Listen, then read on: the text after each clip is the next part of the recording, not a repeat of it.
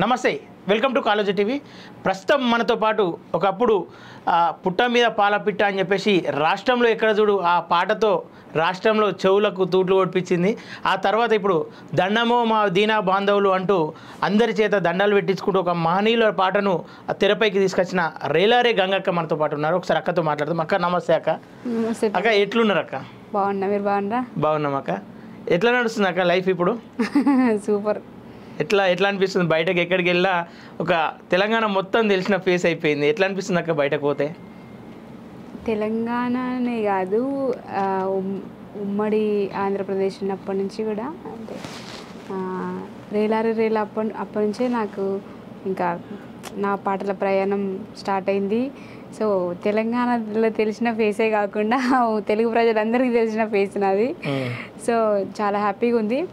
ఇందాక మీరు చెప్పినట్టు మహనీయుల పాట మొన్న April 14th నేను చేయడం జరిగింది. భీమసేన్ అన్న రాష్ట్ర పాట, చాలా గొప్ప పాట. ఆ పాట ఎప్పుడో 30 years బ్యాక్ క్యాసెట్ సీజన్ అన్నప్పుడు రికార్డ్ చేసిర్రు అన్నమాట. అది దాన్ని మళ్ళీ నేను ఫీమేల్ వాయిస్లో లేదు అనే ఉద్దేశంతో నేను అన్నని అడగగానే అన్న నాకు పాడరా చెల్లె అని చెప్పి ఫుల్ రైట్స్ ఇచ్చేసి చాలా సపోర్ట్ చేసిర్రు భీమసేన్ అన్న. అన్నకి మన కాలేజీ టీవీ నుంచి ధన్యవాదాలు, కృతజ్ఞతలు తెలియజేస్తూ చాలా మంచి ఆదరణ వచ్చింది ఆ పాటకి. చాలా సంతోషం, ఎందుకంటే నేను కష్టపడి ఇష్టంతో చేసుకున్న పాట అది. ఫీమేల్ వాయిస్లో లేదు, వీడియో రూపంలో లేదు. ముఖ్యంగా అంటే ఎందుకు చేసినానంటే ఆ పాట ఇప్పుడున్న తరంకి కానీ రాబోయే తరానికి కానీ మహనీయుల గురించి తెలియజేయాలనే ఉద్దేశంతో పాటు సాహు మహారాజు, నారాయణ గురువు వీళ్ళ కొంత అంటే చదువుకున్న పిల్లలకి తెలుసు, కామన్గా ఉన్న వాళ్ళకి వాళ్ళు తెలియరు. అంబేద్కర్ అంటే అందరికీ తెలుసు, మనం ఎవ్రీ ఇయర్ పాటలు చేస్తుంటాము. అట్లా కొంతమంది మనం ఎప్పుడు నిత్యం వింటుంటాము, చూస్తుంటాము, సీరియల్ రూపంలో, సినిమా రూపంలో చూస్తుంటాం కదా. అంటే వాళ్ళు నారాయణ గురువు కానీ సాహు మహారాజు వాళ్ళు వీడియో రూపంలో వాళ్ళ మీద పాటలు లేవన్నమాట.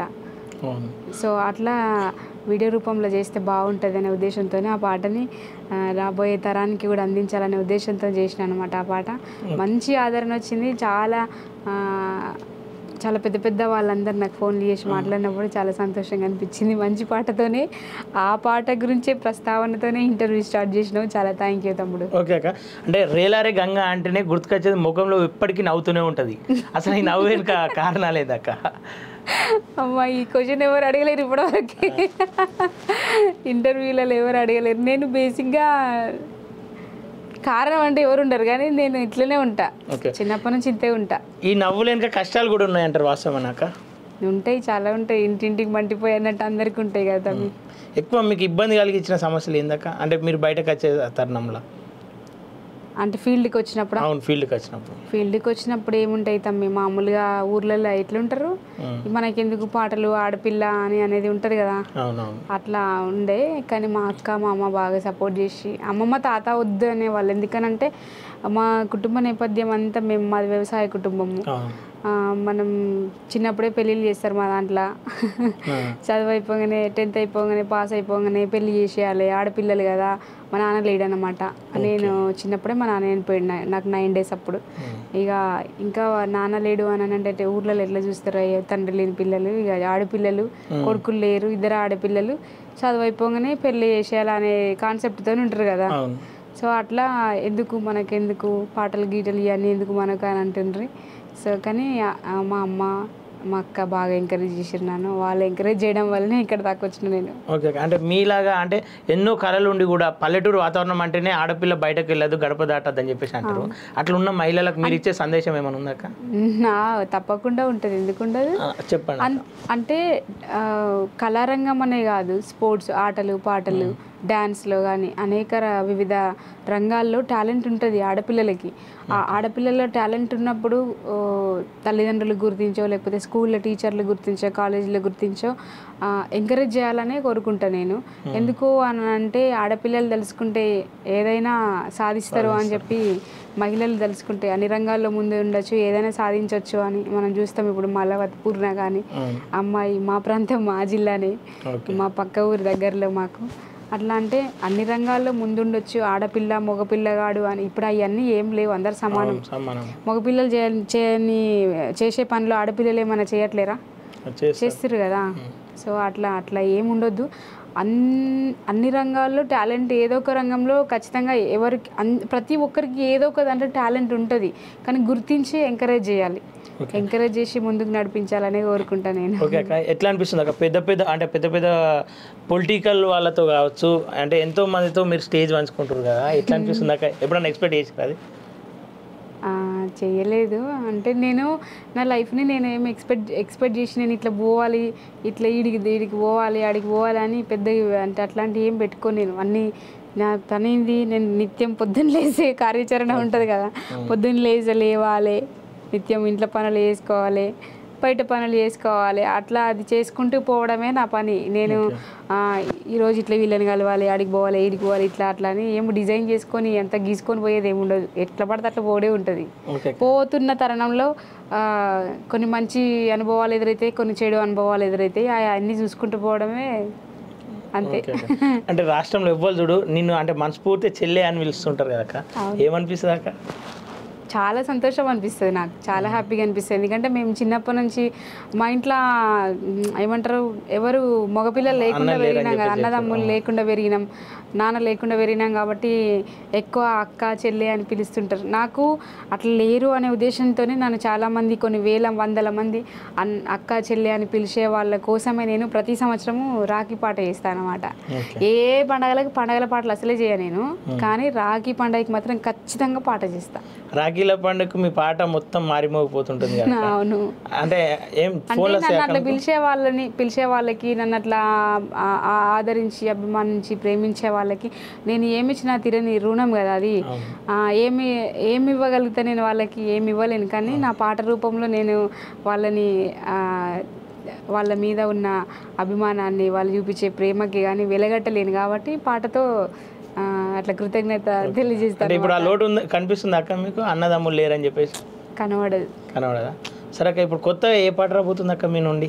నేను మొన్న ప్రోమో రిలీజ్ చేసిన ఒకటి గురిజాల గుట్ట మీద అని సేకరణ పాట. ఆ పాట వడ్డే మౌని కానీ ఒక చెల్లె సేకరించింది. తర్వాత లిరిక్స్ వచ్చేసి అంటే కొంచెం అడిషనల్ లిరిక్స్ మానుకోట ప్రసాద్ అన్న రాసిండు, నామదేవ్ అన్న మ్యూజిక్ చేసి నేను పాడిన. తర్వాత జబర్దస్త్ ప్రార్థిని మనం చూస్తుంటాం, సిద్దిపేట చెల్లె, తను యాక్టింగ్ చేసింది, అంటే డ్యాన్స్ చేసింది దాంట్లో వీడియోలో. అది ప్రోమో రిలీజ్ చేసిన ట్రెండింగ్లోకి వచ్చింది ఇన్స్టాగ్రామ్లో. ఫుల్ సాంగ్ ఇంకో 2 daysలో పెడతా. ఓకే అక్క, మాకోసం అంటే మీకు మంచిగా నచ్చిన పాట మీ నుండి, అంటే రాష్ట్రంలో మారుమోయిన పాట ఏదైనా వాడతాక? తప్పకుండా. నువ్వు ఫస్ట్ మంచి పాట గుర్తు చేసినావు, ఆ పాటతోనే నేను ఆ పాటనే మళ్ళీ వాడి వినిపిస్తా కాలేజీ టీవీ ప్రేక్షకులకి. దండము మాదీన బంధులకు మహనీయుల్లారా, అందుకొండి పేదల్లా దండాలు మహనీయుల్లారా, ఉద్యమాలకు బాటలేసి పోరుపాటకు రాగమై, ఉద్యమాలకు బాటలేసి పోరుపాటకు రాగమై, గుండెలల్లో గుండెలల్లో గుండెలల్లో నిలిచిపోయినరా మహనీయుల్లారా, సుక్కలై వెలుగుతున్నారా మహనీయుల్లారా, దండము మాదీన బంధులకు మహనీయుల్లారా, అందుకొండి పేదల్లా దండాలు మహనీయుల్లారా, పువ్వులల్లో పువ్వువై మంచి మల్లె పువ్వువై, సక్కనైన తెలివితోని హక్కులన్నీ వెలికి తీసి బహుజనుల పోరాటానికి పునాదులే వేసినావు జ్యోతిరావు పూలే నీవయ్యో మహనీయుల్లారా, జగతికే గొప్ప వెలుగైతివయ్యో మహనీయుల్లారా, దండము మాదీన బంధులకు మహనీయుల్లారా, అందుకొండి పేదల్లా దండాలు మహనీయుల్లారా, సాహు మహారాజంటే సాహసాన్ని రాజ్యానికి మారు పేరు తన రాజా పాలనలో లెక్కలల్లో హక్కు పంచి మనువాదుల కుతిక విసికి మనలపైకి లేవదీసిన రారాజు రారాజు రారాజుల కంటే గొప్పోడు మహనీయుల్లారా మహారాజు సాహూజీ గారు మహనీయుల్లారా. ఓకే అక్క, థ్యాంక్ యూ అక్క. అంటే మా నీళ్ళను అవునక్క పెరియారు చూసినాం మేము 100 సార్లు విన్నాక పాట. అంటే మర్చిపోతున్న మా నీళ్ళను ఒక్కటే ఫ్రేమ్లో మొత్తం అందరినీ చూపించినాం అక్క, అది బాగా నచ్చింది. థ్యాంక్స్ అక్క మీకు కూడా, ఎందుకంటే ఆ పాట చాలా అవసరం సమాజానికి.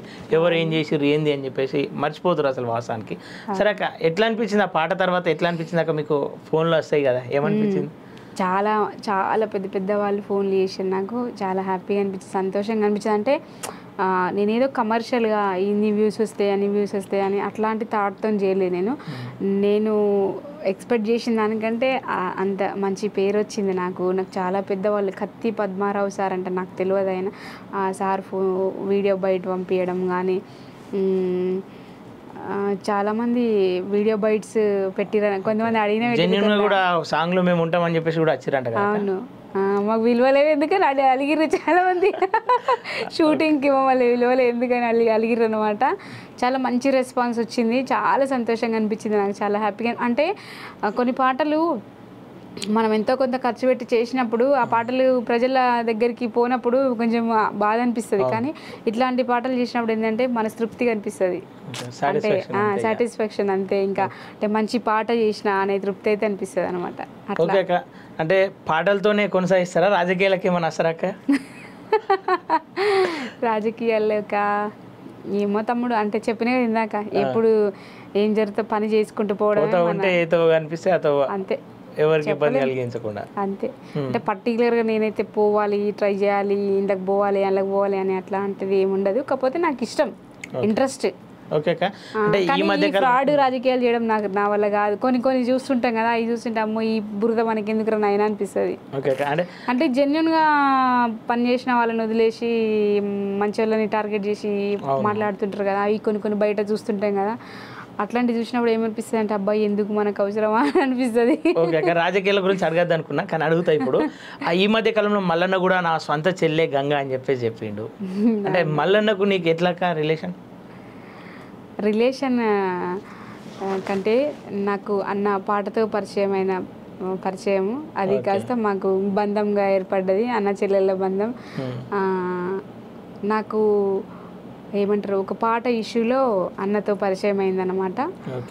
పాట కొంచెం ఇష్యూ అయినప్పుడు, చిన్న గొడవ అయినప్పుడు అన్న నాకు అండగా నిలబడి నేనున్నారా నువ్వు ఏం బాధపడకు అని చెప్పి నాకు కొంచెం సపోర్ట్గా నిలబడ్డప్పుడు, అప్పుడు అట్లా పరిచయం అయిన సందర్భంలో అప్పటి నుంచి ఇప్పటివరకు నేను అన్న వాళ్ళ ఇంట్లో ఒక ఆడబిడ్డలాగా ఉండిపోయినా. నాకు ఎప్పుడు అంటే నాకు అప్పటి నుంచి ఇప్పటివరకు నాకు ఇంకా అప్పుడు కొంచెం బాధ అనిపిస్తుండే, అరే మాకు ఎవరు లేరు కదా అని. కానీ అప్పటి నుంచి ఇంకా అన్నతో పరిచయం ఏర్పడిన తర్వాత నాకు ఆ లోటు లేదు అసలు, తెలియదు ఎప్పుడు. మల్లన్న దగ్గరగా చూసినావు కాబట్టి, అంటే ఈ మధ్య కాలంలో మల్లన్న మీద వచ్చిన కొన్ని ఆరోపణల నిజాలు అనేది నాకు కూడా క్లారిటీ లేదు.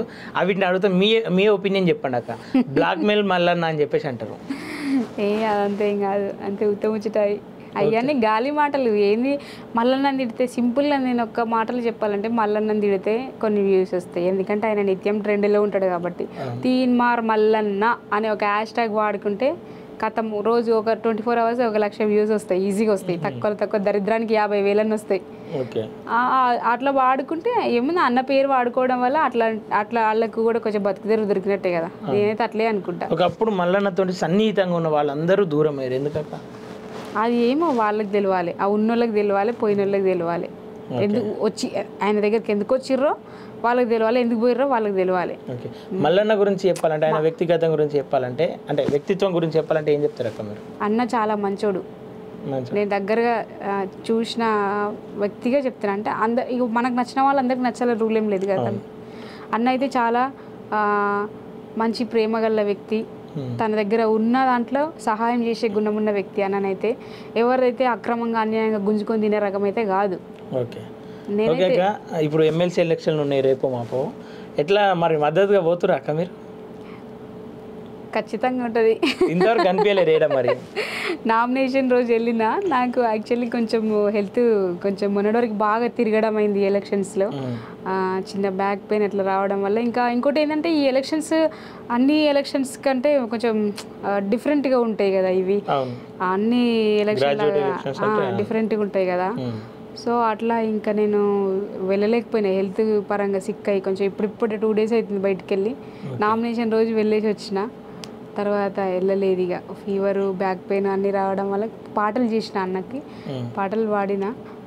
ఇన్స్టాగ్రామ్లో వస్తున్నాయి. ఇంకా నేను వాడిన పాటలు, నేను చేసిన పాటలు ఎటు పోతాయి గాలి అన్నకున్నా. నువ్వు ఒక సింగరు, ఇంకొంతమంది సింగర్లు కూడా మల్లన్న మీద కొన్ని పాటలు పాడుతారు కదా, విన్నారా అక్క? ఈ మధ్యలో బాగా ట్రెండ్ అవుతున్నాయి పాటలు కూడా, వినలేరా? ఏమనిపిస్తా అంటే నిజంగా మల్లన్న గురించి అట్లా వాడుతూ అంటే కొంతమంది ఇందాక మల్లన్న అనే తీన్మార్ మల్లన్న అనే పదం అనేది ఒక ట్రెండ్, అది ట్రెండ్ సెట్టర్ అది అంతే. అన్న ఏం చేసి అన్న ఏం చేసినా ఒక ట్రెండ్ సెట్ చేశాడు అంతే. అది ఇప్పుడు అంతే ట్రెండ్ సెట్టర్ కాబట్టి ఆయన పేరు వాడుకుంటారు, కొంచెం బతుకు తెరుగు ఉంటుంది. ఏముంది అన్న, ఇప్పుడు ఎవరైనా ఫేమస్ వర్డ్ ఏదన్నా ఉందనుకో, ఇప్పుడు ఇన్స్టాగ్రామ్లోకి వెళ్తాం, రీల్స్ అని కొట్టగానే 4 million ఉంటుంది కింద, హ్యాష్ ట్యాగ్స్ వాడుకునేది, సాంగ్స్ అని ఉంటుంది 7 million అని ఉంటుంది. అట్లా ఒక పదంకి ట్రెండ్ ఉంటుంది కదా, అట్లా తీన్మార్ మల్లన్న అనేది పేరు అనేది ఒక ట్రెండ్, అట్లా వాడుకుంటారు. నేనేం పట్టించుకోను అవన్నీ. అంటే బాధ అనిపిస్తుంది ఎప్పుడన్నా ఎవరన్నా మల్లన్న నిందిస్తుంటే? అస్సలు బాధ అనిపించేది. ఎందుకక్క? అన్నకు ఫ్రీగా పబ్లిసిటీ ఇస్తారు కదా వాళ్ళు, ఫ్రీగా పబ్లిసిటీ ఇచ్చినట్టు మంచిగా. మరి ఇప్పుడు మళ్ళీ బాధపడము అసలు. నేనైతే బాధపడను అసలు, నేను బాధపడను. పాపం అనిపిస్తుంది కొంతమందిని చూస్తే, ఏమనిపించదు, పాపం అనిపిస్తుంది. సరే కాంతి ఎప్పుడు ఏం జరగాలి జరుగుతుంది, కానీ మనం ఎక్కడ ఆగిపోవద్దు కదా, ఆగిపోవద్దు. ఏది అన్నీ జరుగుతూనే ఉంటాయి, చూసుకుంటూ పోవాలి ముందుకంతే.